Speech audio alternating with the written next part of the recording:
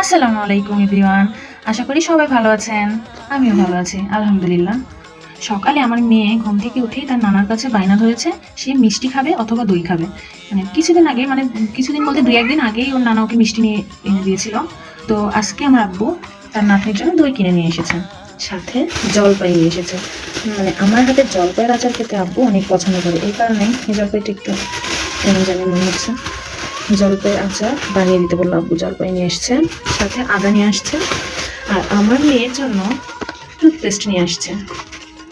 আমার দুইটাই মেয়ে, তাদের দুইটা মেয়ের জন্য আমার দুইটা মেয়ের আবদারের শেষ নেই, তার নানার কাছে তার আবদারের শেষ নেই। সব সময় তাদের এটা লাগবে ওটা লাগবে। থ্যাংক ইউ কেন নানাকে?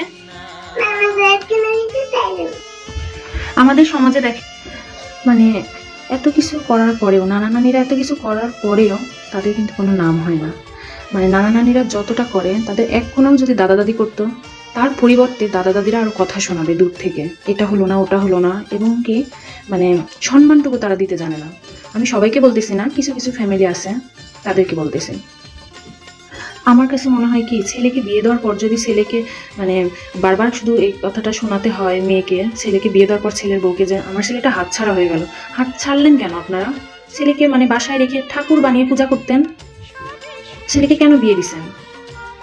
তাদের ঘরেও কিন্তু মেয়ে আছে। যাই হোক, কথা বললেই তো বলবে যে বাড়ির বউটা অনেক খারাপ, কিন্তু কখন খারাপ হয়? বাড়ির বউটা শুনতে শুনতে 4 বছর 5 বছর 6 বছর শুনতে শুনতে তারপরেই কিন্তু তারা মুখ খোলে, আর তারপরেই হয়ে যায় খারাপ। এমন ছেলেকে বিয়ে দিবেন না।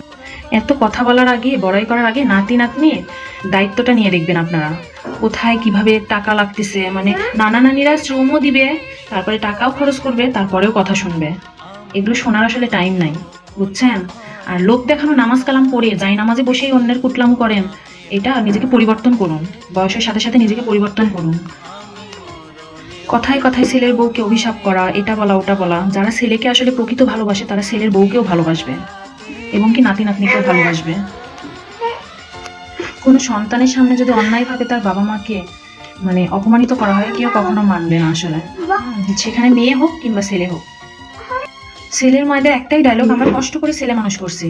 হায় আল্লাহ, আল্লাহ কি তাহলে আকাশ থেকে মেয়েদেরকে টপ টপ করে বৃষ্টির পানির মতো ফেলে দেয়, যে তাদের কোনো কষ্ট নাই?